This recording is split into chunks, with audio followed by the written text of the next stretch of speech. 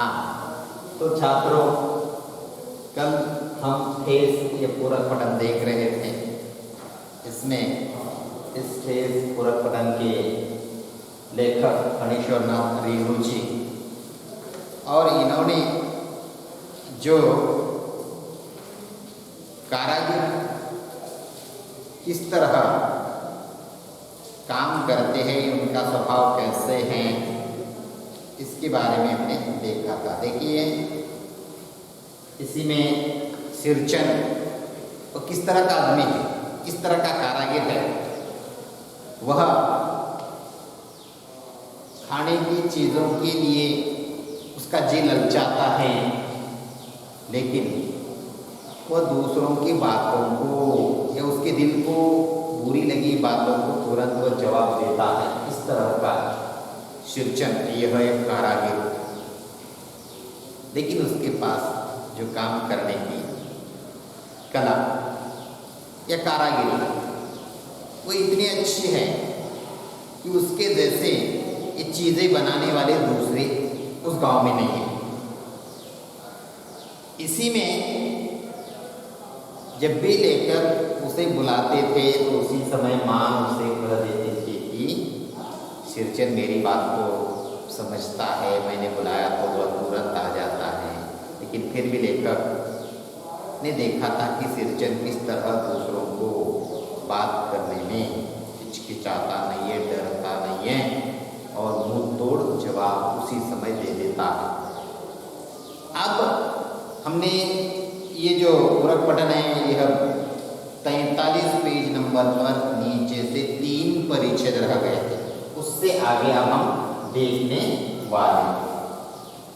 अब देखिए, उसमें पेज नंबर 43, उसमें नीचे से तीसरा परिच्छेद, कुछ भी नहीं बोलेगा, ऐसी बात नहीं। सिरचन को बुलाने वाले जानते हैं सिरचन बात करने में भी कारगर है। सिरचन को बुलाने के लिए जो लोग जाते हैं वे लोग जानते हैं कि सिरचन कैसा है, बात करने में भी कारगर है, यानी किस समय क्या करना वह जानता है। इसीलिए उसे बुलाने के लिए जाने वाले डरते हैं पर। और महाजन टोले के बज्जू महाराज की बेटी सिरचन की बात सुनकर तिलमिला उठी थी। ठहरो, मैं माँ से जाकर कहती हूँ, इतनी बड़ी बात। तिलमिला उठना, तिलमिला उठना, बहुत बुरा लगना, बहुत बुरा लगना। अब जो बात सिरचन ने कही थी, किसे कही थी? टोले के बज्जू महाराज जो है उसी की बेटी से। और ये बात सुनकर, ये बात उस बेटी के दिल को लग गई थी। कोई तो बुरी बात कही थी, किसके बारे में? उसके घर वालों के बारे में, माँ के बारे में बात कही थी। इसीलिए वो बेटी गुस्से में आकर कहती है कि अभी मैं ये बात माँ से ही पूछ लूंगी। इस तरह कहकर वह टोले के बज्जू महाराज जो है उसकी छोटी बेटी सिरचन की बातों को सुनकर स्तब्ध रह गई। यह उसे बहुत बुरा लगा, ये उसके दिल पर बात लग गई। आगे और उसने कहा कि मैं माँ से ये बात पूछ लूंगी। बड़ी बात है बिटिया, बड़े लोगों की बस बात ही बड़ी होती है, नहीं तो 2-3 पटेल की पार्टियों का काम सिर्फ खेसारी का सत्तू खिलाकर कोई करवाएगा भला? अब इस पर सिरचन कहता है उस बेटी को कि बेटी ये बात ही बड़ी है। वो कैसे बड़ी बात है? किस तरह की? बड़े लोग बस बात बड़ी करते हैं, जो अमीर हैं जो बड़ी बड़ी बातें करते हैं, वास्तव में वैसा नहीं होता। वह कैसे, और वह क्या करते हैं, बुलाकर ले जाते, चलो तुम्हें यह दिया जाएगा, ऐसे कहकर बड़ी बड़ी बातें कर कर सिरचन को ले जाते हैं। लेकिन वहां जाने के बाद उसे सिर्फ जो खाना दिया जाता वह अच्छा दिया नहीं जाता। इसीलिए वह कहता है कि 2-3 पटेल की पार्टियों, और जो उसे बनाना है, ये जो चीज़ें बनानी हैं वो चीज़ें अच्छी बनाकर लेते हैं, लेकिन खाने के लिए क्या दे देने की यहाँ का है, सिर्फ खेसारी का सत्तू खिलाकर कोई करवाएगा भला? खेसारी का सत्तू, भुनी हुई लतरी का आटा, यह बात भुनी हुई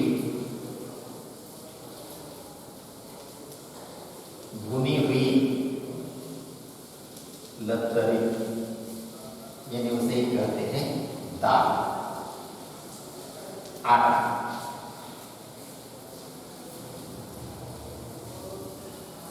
लतरी का आटा। अब देखिए वो क्या कि जैसे कि दाल डाल दी और उसे जैसे तो पानी डालकर उसे पकाया, और वो खिलाकर कोई क्या ऐसे बड़ी 2-3 कटोरी बनाते हैं, चटाई बनाते हैं इस तरह। और यह तुम्हारी माँ ही कर सकती है बबूनी, बेटी ये कौन कर सकता है, तो तुम्हारी माँ ही कर सकती है ऐसा। सिरचन ने मुस्कुराकर जवाब दिया था कि बड़े लोगों की से बातें बड़ी होती है, खिलाते समय कुछ भी नहीं खिलाते, साधारण से दाल रोटी खिला देते, इस तरह की बात, और ये कौन कर सकता है, तो सिर्फ तुम्हारी माँ कर सकती है। आगे, इस बार मेरी सबसे छोटी बहन पहली बार ससुराल जा रही थी। अब देखिए लेखक कहते कि इस बार क्या होने वाला था, लेखक की छोटी बहन पहली बार अपने ससुराल जा रही थी। मानू के दूल्हे ने पहले से ही बड़ी भाभी को लिखकर चेतावनी दे दी है। देखिए मानू यानी कौन, लेखक की छोटी बेटी। अब लेखक की जो छोटी बेटी है मानो, उसी के पति ने, दुल्हाई ने, उसी के पति ने पहले ही चिट्ठी लिखकर या खत लिखकर भाभी से यानी किससे, लेखक की भाभी से पहले ही चेतावनी दे दी थी, बात कह दी थी। कौन सी बात कही थी, देखिए मानू के साथ मिठाई की पतेली न आए, कोई बात नहीं। मानो जब वापिस आ जाएगी तो उसी के साथ साथ घर से कोई मिठाई, कोई एक आध मिठाई न लाए तो चलेगा।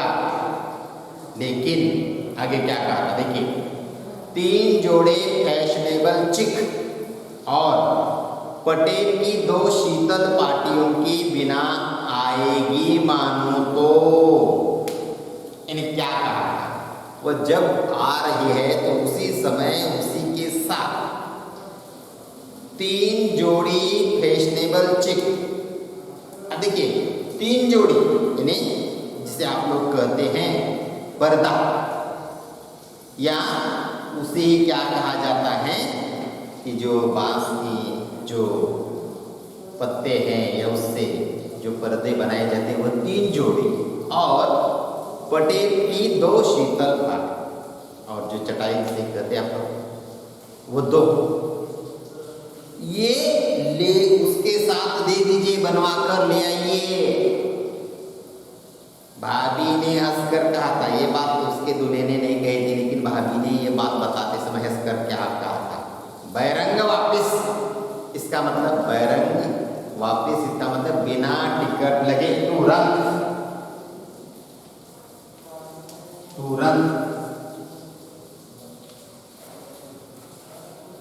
अब वह कि अगर वह नहीं लाए साथ तो तुरंत वापिस।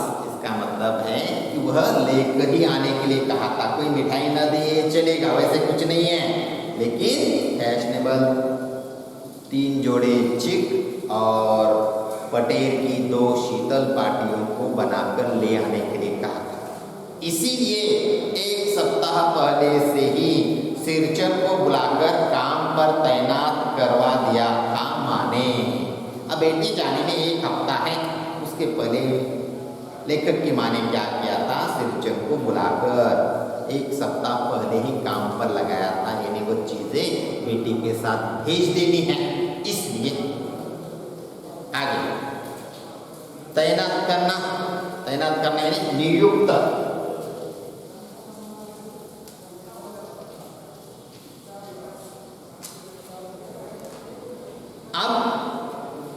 और इसीलिए 1 सप्ताह पहले ही सिरचन को बुलाकर काम पर तैनात किया था, नियुक्त किया था। देखो सिरचन, इस बार नहीं धोती दूंगी।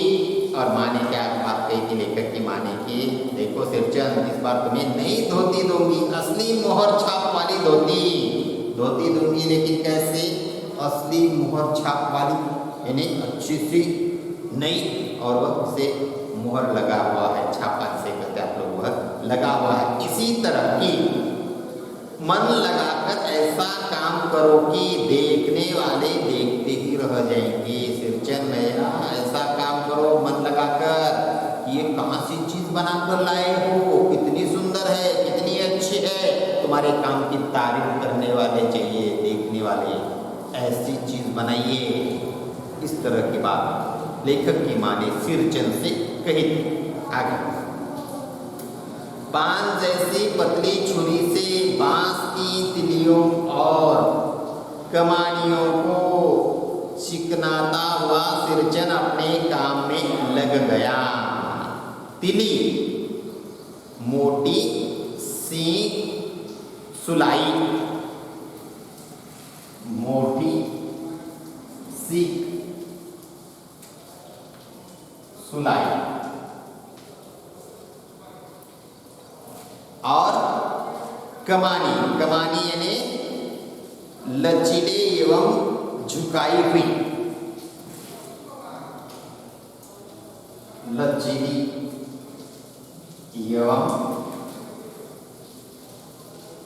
झुकाई हुई।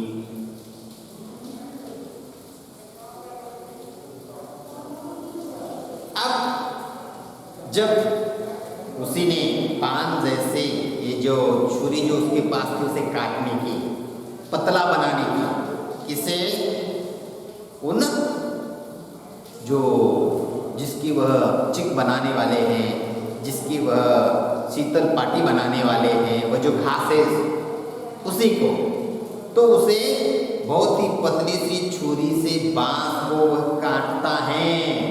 जो मोटे घास है उसके 2-2, 3-3 हिस्से वो बना देता है।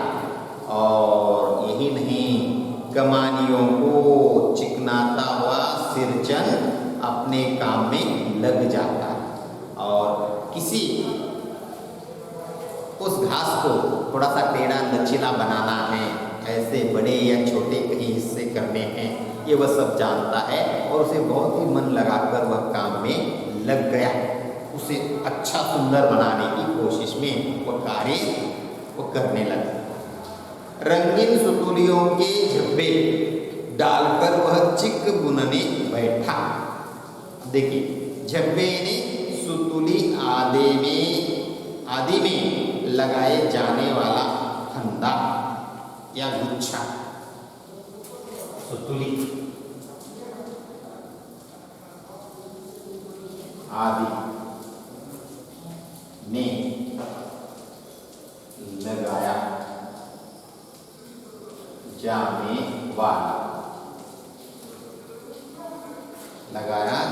वाला फंदना,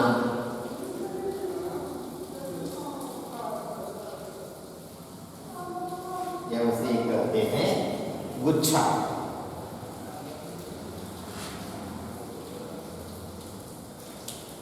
अब ये जो वो काम करने लगा, जो सुतुली है वह कितनी लंबी चाहिए, कितनी छोटी, कहाँ उसे जोड़ना है, ये सब वह काम करने में बैठ गया। क्योंकि अब वो चिक बनाने वाला है, इसका मतलब पर्दा बनाने वाला है। अब आगे 1.5 हाथ की बुनाई देखकर ही लोग समझ गए कि इस बार एकदम नए फैशन की चीज बन रही है। अब अभी वो जो चिक बनाना आरंभ किया था वो लगभग 1.5 हाथ तक यानी 1.5 फीट तक मान लो, या 2 फीट उसका काम पूरा हो गया, 2-2.5 फीट जो भी होगा इस हिसाब से। तो उसे देखते ही लोगों को लगेगा कि आज कोई नई चीज बनने वाली, बहुत ही सुंदर वो बना रहा है, बहुत ही फैशनेबल चिक बना रहा है। आगे मजली भाभी से नहीं रहा गया और लेखक की जो मजली भाभी है उससे ये अच्छा दिखाई दे रहा था। ये बात सह नहीं सकी वह, और वह पर्दे की आड़ से बोली, अंदर के अंदर से वह कह देती, क्या करे, पहले ऐसे जानती कि मोहर छाप वाली धोती देने से ही अच्छी चीज बनती है तो भैया को खबर भेज देती।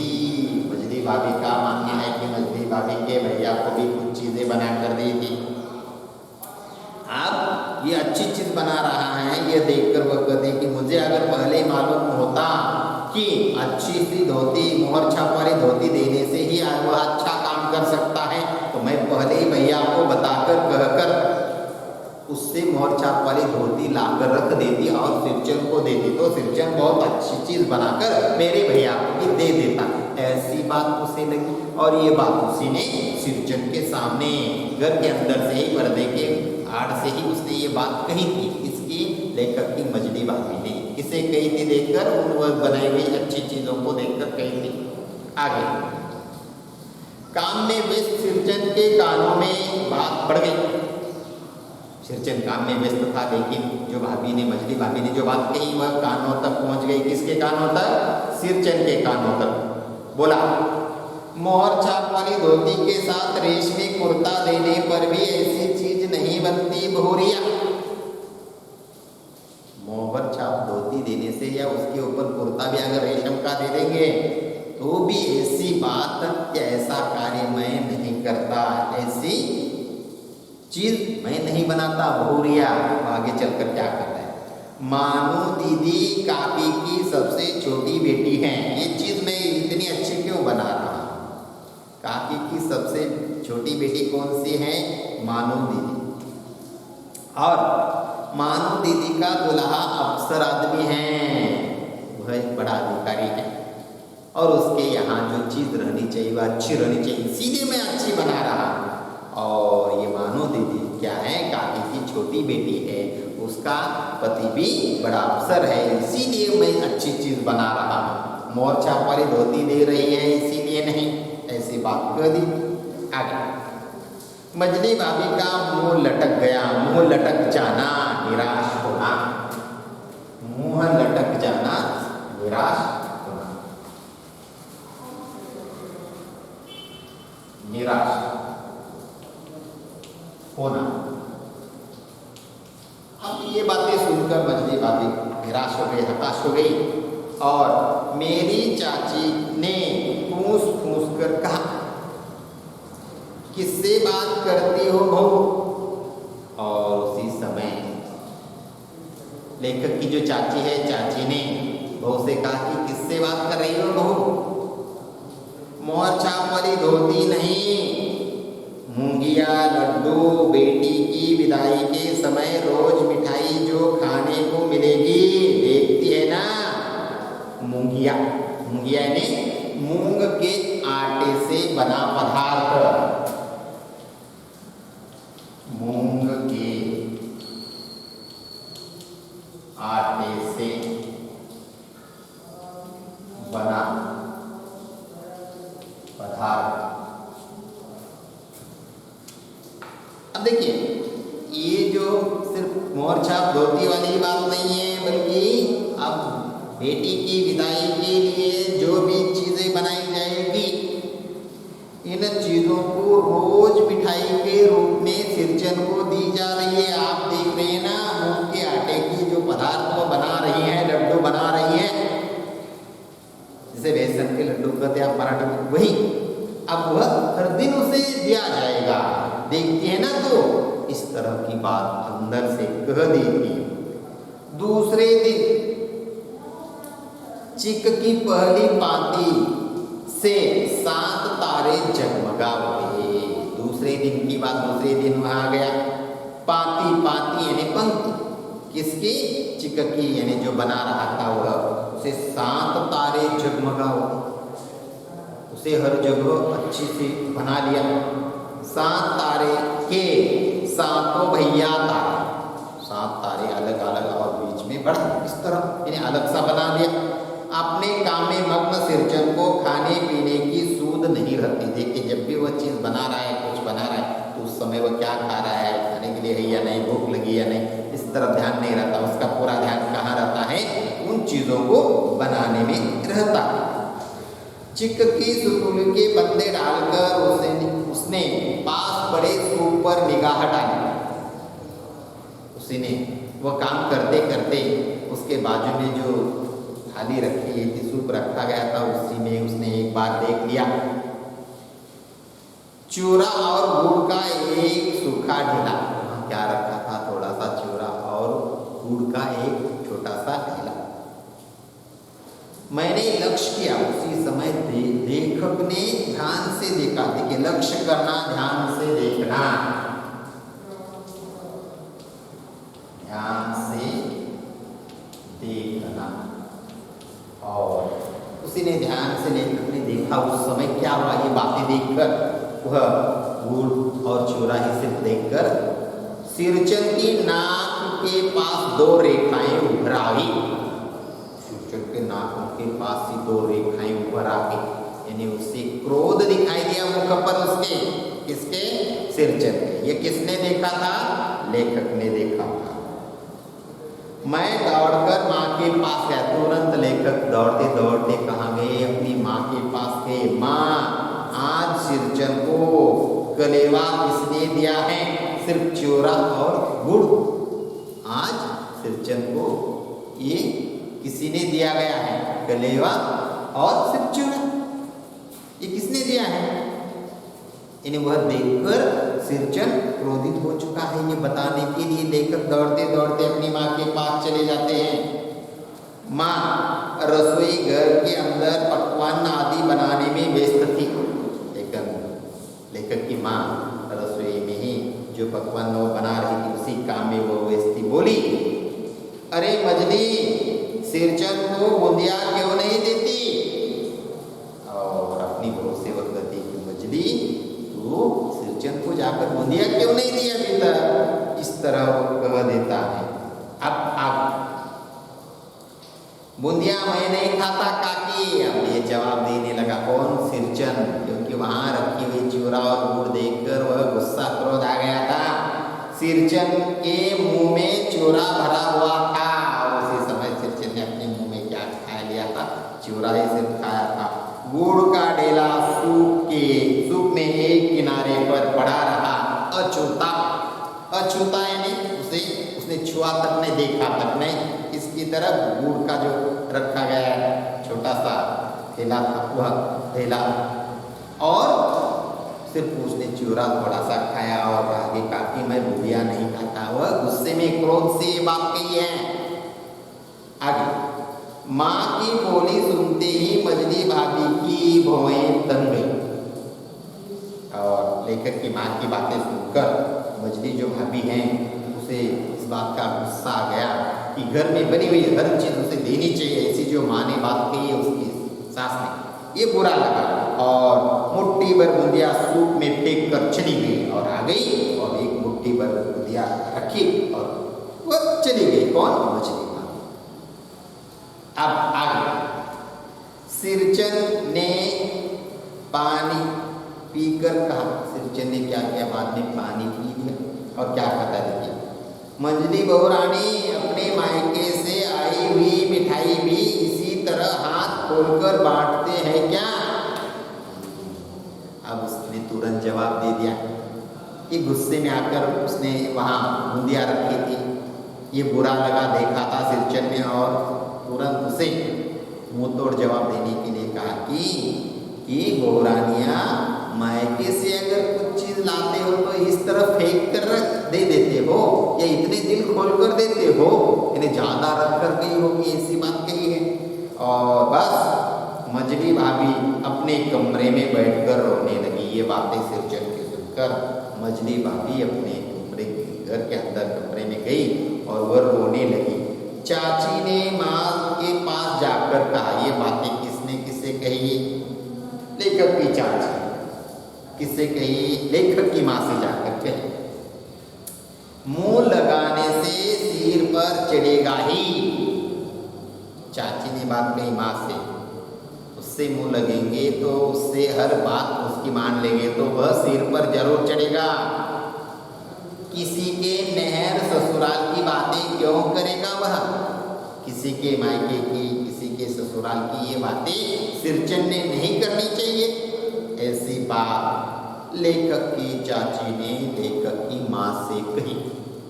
ये सिरचन मजली जो बहुरानी है उससे कुछ बातें कही, उसके मायके की बातें कुछ निकाल ली उसने ये नहीं करना चाहिए।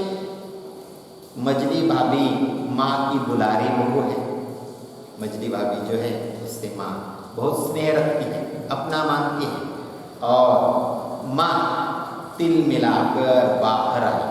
अब ये बातें सब सुनकर, चाची ने कही ये बातों को सुनकर माँ तुरंत ही तिल मिलाकर यानी क्रोधित होकर, ऐसे क्रोधित होकर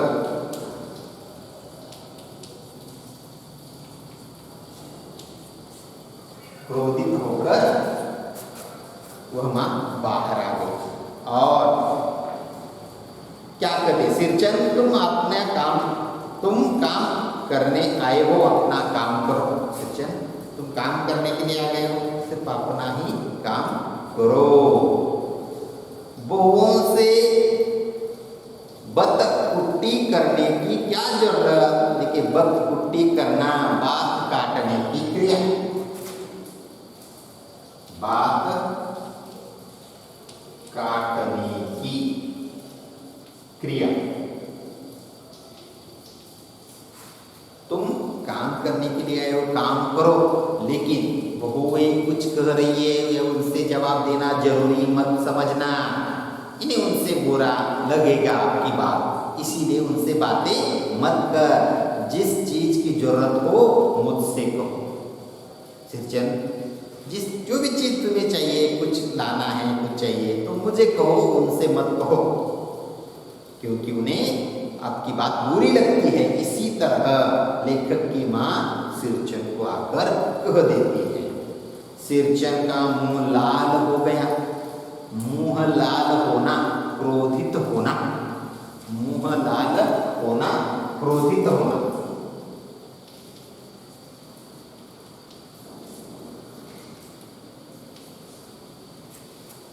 देखिए, और सिरचन का मुंह लाल हो गया। सिरचन को बहुत गुस्सा आ गया, क्रोधित हो गया। उसने कोई जवाब नहीं दिया।